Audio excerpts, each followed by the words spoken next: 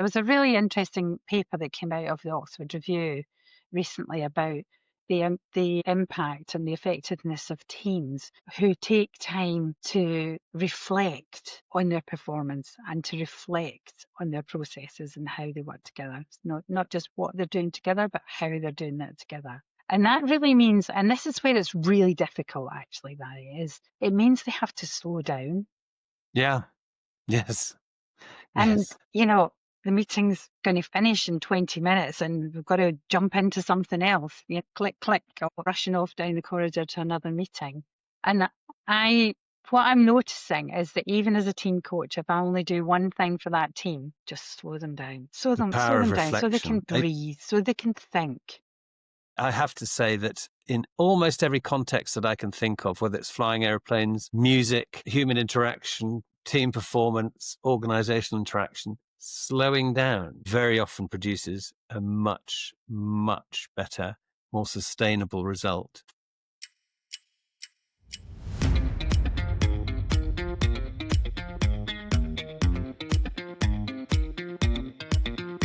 Welcome to the Success Consultancy's Just Great People podcast, the podcast that introduces you to ordinary people who've done extraordinary things. My name is Barry Eustance, and I'd like to introduce you to today's guest.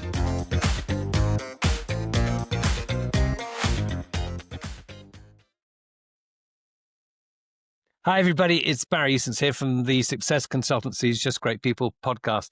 Really delighted to be joined today by Marjory Mair, who's been running Marjory Mair Associates for 23 years, she tells me, since she was 5. And she's been specializing in leadership and team learning and coaching and consultancy. Marjory and I are also, to put it mildly, a bit passionate about people-centric change. And you'll have seen our previous podcasts with Hilary Scarlett and Julie Hodges on just that topic and others. And Marjory and I have met variously, I think it was the Oxford Review, wasn't it, Marjory, that we met? We're both members of the Oxford Review. And a shout out to David Wilkinson at the Oxford Review. You're doing a wonderful job, David. So Marjory, 23 years as Marjory Mair Associates. That's quite a record. Tell me all about it. Tell me the story and the background. I'll sit in the corner as I usually do and ask the questions that I think our viewers and listeners would like me to ask. So over to you. Welcome to the Just Great People podcast. Okay, thank you very much, Barry.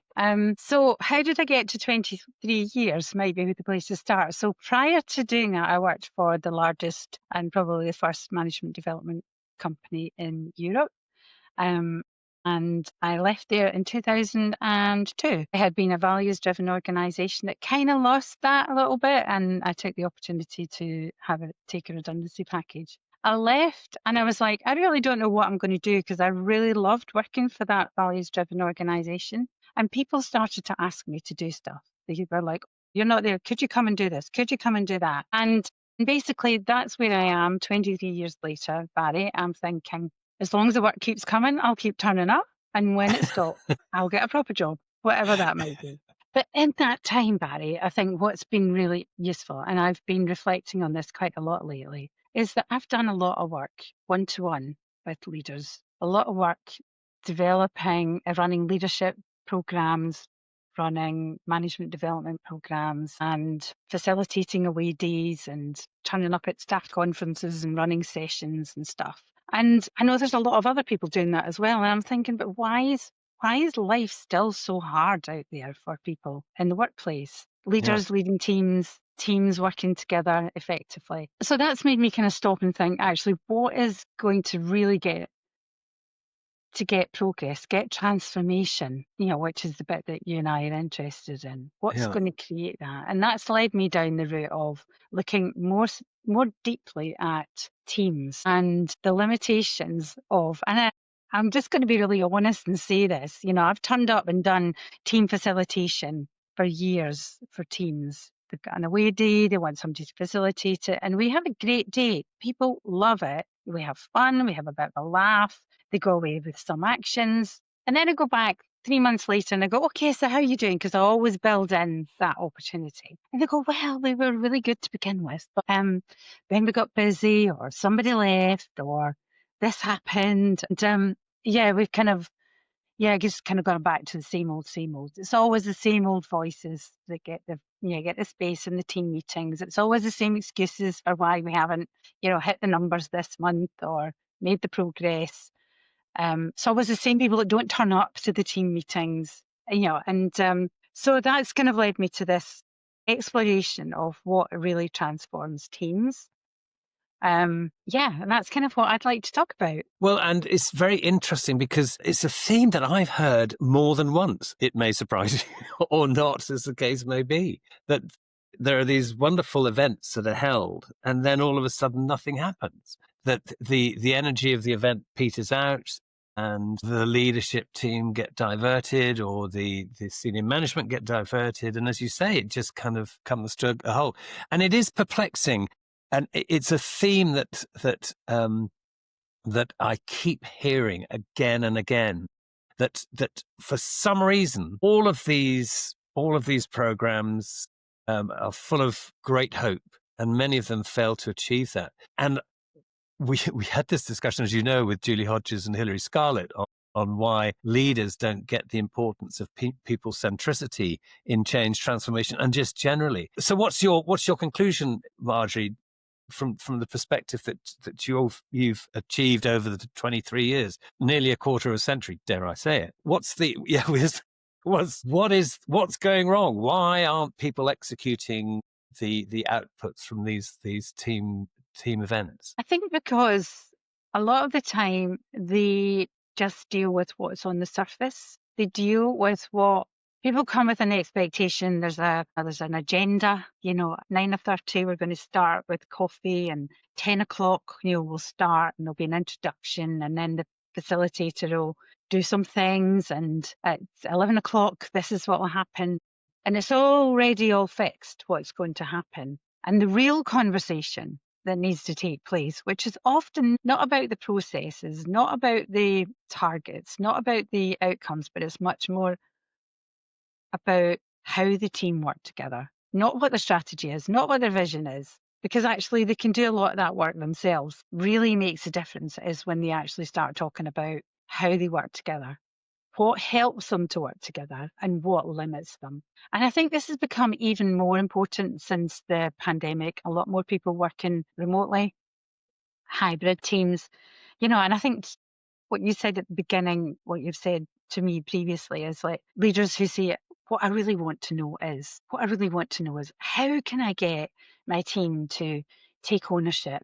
How can I get them to be accountable? How can I get them to be engaged? How can I get them to turn up to team meetings and participate and not sit on their emails? Yeah, exactly. It's not a difficult thing to ask, is it? Can you turn up to a team meeting? I'll think about it. Extraordinary, isn't it? I mean, it. And what do you think the answer is? I mean, what is going on out there that's causing this? Because it must be costing industry billions in lost effectiveness and in lost agility and in lost opportunity, surely. Absolutely. I think I would say, I don't have stats for this, but this is my sense. I have actually seen stats, I think, out of Harvard Business Review that show that 80% of teams never actually work to their potential. That's massive. That's a And what huge happens is statistic. they don't achieve what they're supposed to achieve, but also it has an impact on their well-being, their individual well-being. So people are not working at their best because they never have the conversation about how to work at their best. It's always just about more and more task. So I think some of it is about taking the time with the team to have those kinds of conversations, and for the leader not to put themselves in the position of feeling like they have to have all the answers, because when they've got the answers, they don't co-create that with the team. So the team never have that sense of ownership and accountability for the results. And the work that I've been doing recently around emergent team coaching is actually just meeting with the team and creating that safe space. First of all, first and foremost, how can we have a conversation that talks about we work together, not what we're doing. We're very good at that, but how do we work together? And I'm just going to go right back to my own experience on this, Barry, because only once in my life, I would say, maybe twice, but definitely once, have I been part of what I would call a high performing team. And that was a team who went through a process of what I've also often called World War III. It was a Friday afternoon. We'd been together for 2 days. And towards the end of the second day, just after lunch, the whole thing erupted. Conflict. No longer hidden under the table, no longer in the corridors, no longer in the kitchen, no longer in the car park, but right in the room. This kind of standoff between people who thought they had all the answers and could tell people, what they were. And we ended that on a Friday afternoon, went off for the weekend and came back on Monday. And our director, rather than kind of going, they're children, it'll be all right, actually treated us as adults and went, let's just remind ourselves what we're here for. Why are we here? And what is it that makes us good at what we do? Did a little questionnaire, didn't bring any external people to do this, did it ourselves. What do you think the strengths of the team are? What do you think limits us? What do you think we do need to do to work together more to achieve what we're here to achieve? And then at our next away day, brought in external people to create that safe space for us to have the conversation. And we set some ground rules about how we were going to work together. And then we spent the rest of the time working out how to improve our communication with each other in order to live those ground rules. And they came into every single team meeting once a month after that. And every so often we would build our skill in being able to give each other feedback, being able to listen better, be able to co-work together, to sell together, to deliver together, all those things. And after a period of maybe 18 months, 2 years, we were a high performing team. Everywhere else in the organisation is saying to us, what is it about your department? And everybody wanted to come and be part of our department because we were liberated. We knew where the strengths were. But was it the conflict at the beginning that kind of ripped the scab off the wound and suddenly, boom, there was this sort of creative tension going on? I mean, it's what our great collaborator Tony Underwood calls fierce care. It's where you're so supportive that you're able to have those difficult conversations that Tony has identified as what he calls fierce care. Is that what it was about, do you think, Marjory? It was about two things. It was about actually that conflict coming to the fore and being allowed to come to the fore. Yeah. That was the first thing. But more importantly, Barry, I would say it was about the courage and the skill of our director actually saying, we're going to work through this. We're going to work through this. And it's not just going to be a tick box thing. And it's not just going to be a one-off event. We are going to work through this. And after 18 months, 2 years, we all felt connection between us. And and more than that, our team meetings, we would remind ourselves of the ground rules. And shall I tell you what one of the ground rules was? Please. I need to know. Our listener needs to know. Our viewer needs to know. Okay. So one of the conversations that came up was about our team meetings and how people didn't turn up on time. Guess what? I was one of the people that didn't turn up on time. And I justified that because I could get a train that would get me in 20 minutes early or 5 minutes late. And the rest of the month, I spent my time sitting on the M25, getting on there at 6 o'clock in the morning, getting off there at 7 o'clock at night. And I just thought, on our team day, I can just kind of take my foot off the gas a little bit. So that's what I did. I used to turn up at the team meeting 5 minutes late. One of the guys on the team who I had a lot of respect for, he said in that session, because we were given the space to say it, he said, when people don't turn up for the team meeting on time, he said, I just think it's rude. Me? Rude? I have to agree with him. What? Yeah, but there are two types of people. There's the people that always turn up in the time, and there's exactly. people who don't. Yeah. Well, do you know what, Barry? I was never, ever late for another team meeting. The other ground rule we had, which was quite interesting, is that quite often we would have what was called side chats. Because we hadn't seen each other for a while, we would turn up and we'd be like, oh, how did you get on with this? And what happened about that? And there would be these little side chats going on when somebody at the front, maybe our leader or when the team members was talking about something. And we decided that, no, we would not have side chats. No side chats. That was our rule. Well, I was okay with that because I wasn't usually one of the people that did the side chats, but I know who they were. And quite often I would end up sitting beside the person who was the best at side chats, just let's put it that way. And I used to say to her, I was like, can we talk about it later? Yeah, later. But she just didn't get it. So I remember speaking to her once and just going, look, we've got this ground rule about not having side chats. And I'd love to talk to you, but can we do it when we break? Or, we can meet beforehand and have coffee or something. And what happened from there was she just still didn't get it. So I made a point of always making sure that I didn't sit down until she sat down, and then I sat somewhere different because I wanted to honour the ground the rules team that we commitment. established. Yeah. I mean, critically important. I mean, interestingly, the effect that things like time, I mean, you've identified two really important elements. One is authenticity and honesty. The other one is time is perceived by a lot of people as a mark of respect, i.e. my time is as valuable as your time. How come you're late and wasting my time?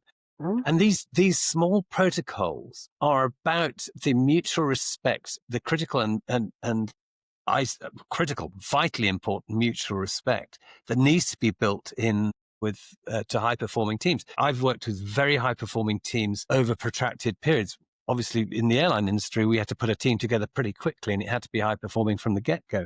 And there were these sort of protocols were really, really important.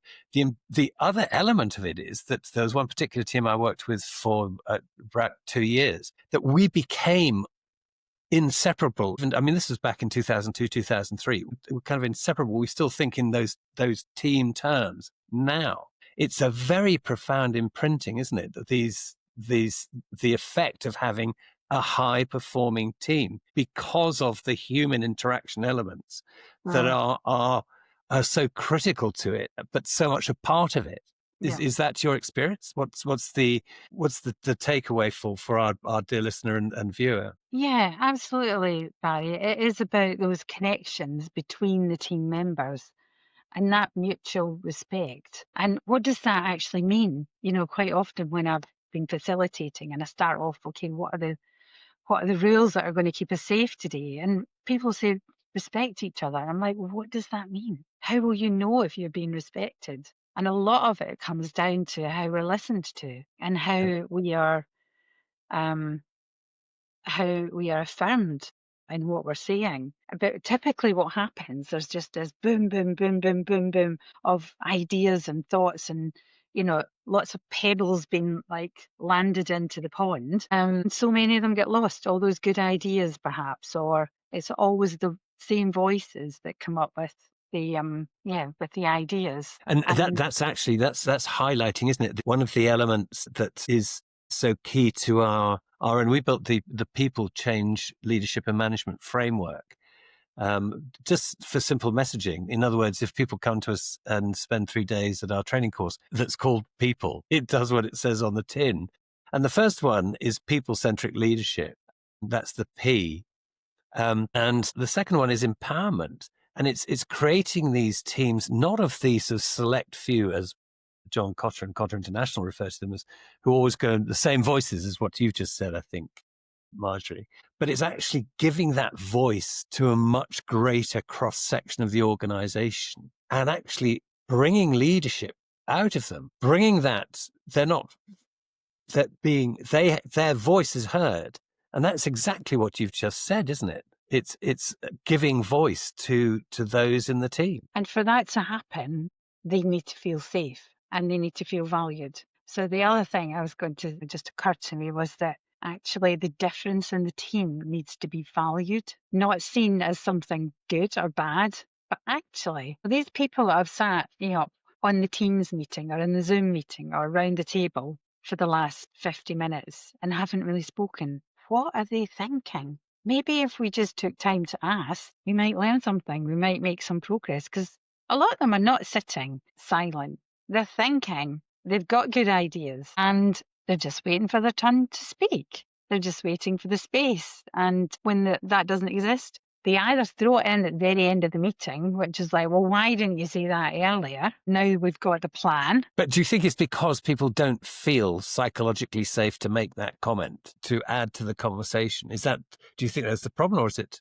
Two things. I think it is that. It's never that simple, really, though, Barry, is it? We're dealing with No. people, which are the most complex things on the planet. So one of it is that they perhaps don't feel safe, but actually sometimes it's they just don't have space. They don't have space, and particularly for people who are more introverted and want that time. They think to speak rather than speak to think, and they stop to think about what they're going to say, and somebody quizzes right in, rather than gives them the space to really finish what they're saying and then explore it more. It's like, oh, actually, my idea is better. I know what I know what you're saying. I don't need to wait for you to finish. We haven't got time. We're in a hurry. We've only got 5 minutes left. And actually, we lose the wisdom of the whole team. Yeah. So, and it happens a lot, doesn't it? He said, interjecting. Sorry for politics. But it happens a lot, doesn't it? It happens. That will resonate with everybody who's listening to this podcast. We must rush on, so we don't have time. We've got to leave. Bill Lucia led HMS, a Fortune 500 company. And when they started their change program with Cotter International involved, they had 65% of their people, the people in their organization, in volunteer networks, creating and working towards the change. You think about that, 65%. It's a huge number, isn't it? And you're referring to the same voices that we hear again and again and again, and also who are the authors of the change that then comes out by email that everybody's supposed to accept, adopt, and implement. And you don't get the buy-in either. And it's back to the same thing. No one's been listened to. Yeah. And I think that's where this sense of our emergent team coaching, which I've been exploring recently and working a lot more with, actually creates the space and the safety in the room, first and foremost, before we look at any agenda items, what we might be doing at 11 o'clock. In fact, we don't even need to look at what we're doing at 11 o'clock because we're having the conversation that the team needs to have, which might be about how can we get people to turn up on time? How can we get people to do what they say they're going to do? How do we get people to put their cameras on? Just a few of the things that I quite often hear, but have the conversation that they really need to have because this is their life. Do you know? This is their life. And so many people. And it's the life of the organization as well, isn't it? Yeah. Yeah. The stakes are high. Yeah. Yeah. So I think the other thing that occurs to me is that the idea of resistance, what emergent team coaching is doing, I'm noticing, is it's actually dealing with the resistance to change. So rather than just educating people about, okay, here's the framework for change and this is how we're going to do it. And, these, I've used Cotter's 8 steps and his more recent work. It's actually about having the conversation in the room that kind of brings out what is invisible and makes it visible so we can deal with it. So all those elephants, we talk about the elephant in the room, but do you know what, Barry? There are millions of them. There's an entire herd. Wow. In the room. Yeah. And quite often they're related, so let's just take one and deal with that and see what that little, I'm now going to change the metaphor from Trojan horses to Trojan mice. Yeah. Let's just take that little Trojan mice and see what we can do by having a conversation around this thing that's limiting maybe one or two people, even if there's quite often there's factions and teams. So there's the new people, the old people, the young people, the old people, the, different cultural differences. The insiders, the outsiders. Yeah. Yeah. There's just so many different factions. It's like, okay, let's create a conversation that really helps them to understand. And here I'm going to quote a guy I've worked with over the years, great guy, Alex Warbrick. And he said, resistance is something that needs to be understood, not overcome. Resistance is something that needs to be understood, not overcome. And as a team coach, what my role is actually to allow that resistance to become visible and keep the team safe in a way that they can talk about it so that they can connect with each other, understand, and then co-create ways to move through that into a solution and become stronger and then keep addressing things that emerge. Yeah, so you merge the issue and then collectively look at resolving it. What's wrong with that bring picture? It to, yeah, exactly. Yeah, bring it to the fore. And that would be my role as a team coach, is to actually reach out and say, I'm noticing this. Does anybody else notice this? And Very then to powerful. stay in that uncomfortable space. Because in the past, when I've been facilitating, what I would do is go, oh, there's a bit of tension there. And then I would go, okay, so it's 11 o'clock. So this is what we should be doing now. Oh, let's move on. How about we have a break? So I wouldn't actually, because I didn't know how to do it. But now as a team coach, I'm now equipped, not through some other fancy framework that I kind of hold up and say, well, let me explain conflict, and pull out Kilman or the drama triangle or anything. Just let's stay with what is happening in the room and believe and trust that the team can actually work through this together, because we've created a container where it's safe for them to do that. And my role as a team coach. And critically important in the age of AI, where people are flocking to AI for the solutions, which is, as we've discussed elsewhere, it's not human. I invite our listener and viewer to go up to your GPT and or large language model and ask it what you can do that it can't, and vice versa, and you'll be probably quite surprised by the result. The GPTs are pretty clear about their limitations. And Marjorie, you've just highlighted again the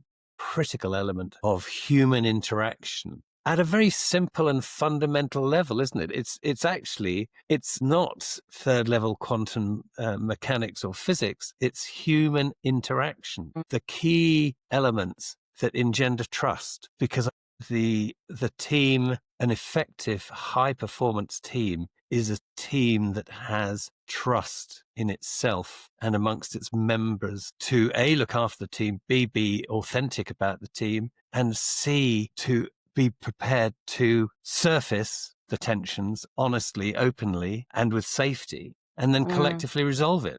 Genius. I think that makes so much sense to me, and I'm sure it'll make a lot of sense to a lot of people. And so what's the response from those at your team coaching at the moment, Marjorie? So it's working with teams at different stage of their development. So there's a team I was working with fairly recently where they're fairly new together and they want to be able to work together quite quickly, effectively. And the bit they were interested in was kind of how do they deal with conflict when it arises, which is a really great question. So not kind of we could spend a podcast on that. Yeah. So should.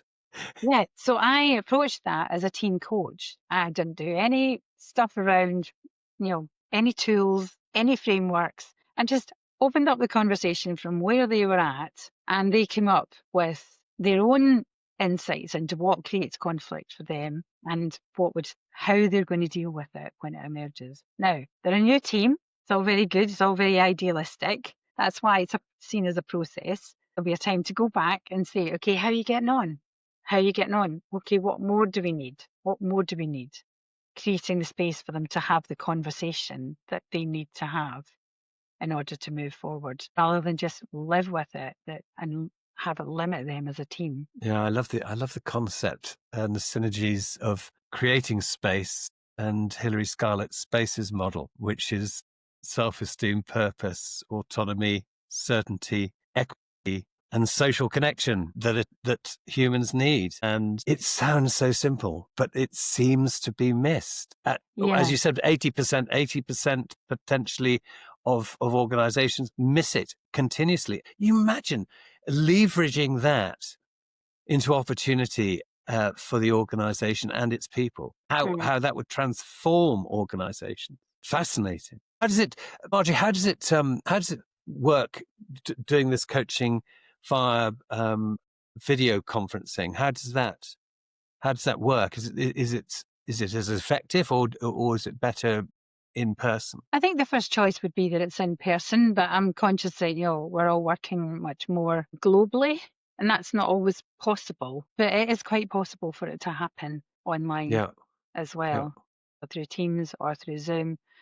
But it needs to have everybody really buying into the idea of what we're here for. But we're not talking about 3 days of sitting in front of a screen or in a room together. This is like working with what is already in the team. So what I'm finding is actually to do shorter sessions with a team over time, where they can build on their learning, is actually more productive. And there was a really interesting paper that came out of the Oxford Review recently about the impact and the effectiveness of teams who take time to reflect on their performance and to reflect on their processes and how they work together. It's not just what they're doing together, but how they're doing it together. And that really means, and this is where it's really difficult actually, Barry, is it means they have to slow down. Yeah. Yes. And, Yes. the meeting's going to finish in 20 minutes and we've got to jump into something else, or click, click, click, or rushing off down the corridor to another meeting.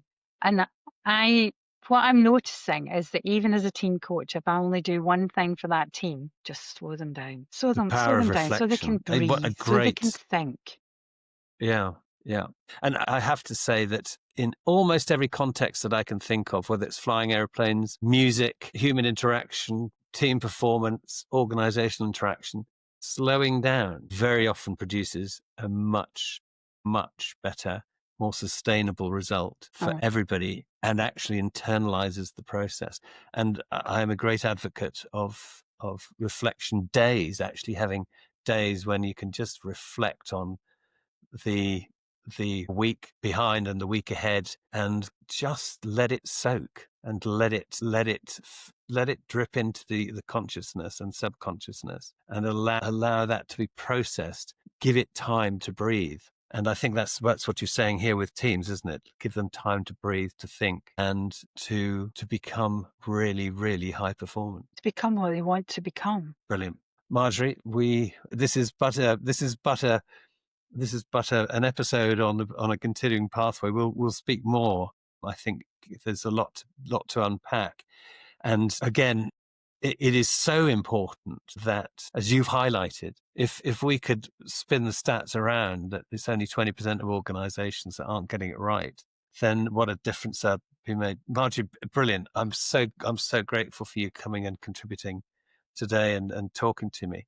So more on team coaching, or what would be the carry on from this that we speak about next? Yeah, I think it is more about teams. I think it is definitely more about teams, because I think that's the bit, as you said earlier, we can all jump into chatters, our new friendly AI, and have a wee chat there. But actually, it's the connections, it's the chat between the team members that's really going to make the difference, that's going to transform the teams. So, yeah, and they have the competitive advantage because we can all have the same fancy computer systems, processes, whatever, HR policies, well-being stuff. But actually, it's the conversations between the team members, those connections that's going to make the difference. So I'd love to talk more about that. Perfect. And talk we shall. Marjory Mair from Marjory Mair Associates, thank you so much for joining the Just Great People podcast. It's been really insightful and really, really inspiring. So look forward to chatting again very, very soon. Thank you, Marjory. Thank you, Barry. If you'd like to know more about the Success Consultancy's People, Change, Leadership and Management Framework, please simply click on the QR code or in the link in the show notes below. And please do remember to like and subscribe the Just Great People podcast. Thank you. So that's it for today's Just Great People podcast from the Sixsess Consultancy. We hope and trust you've enjoyed it. Please join us next time and please do remember to subscribe. Thanks for joining us.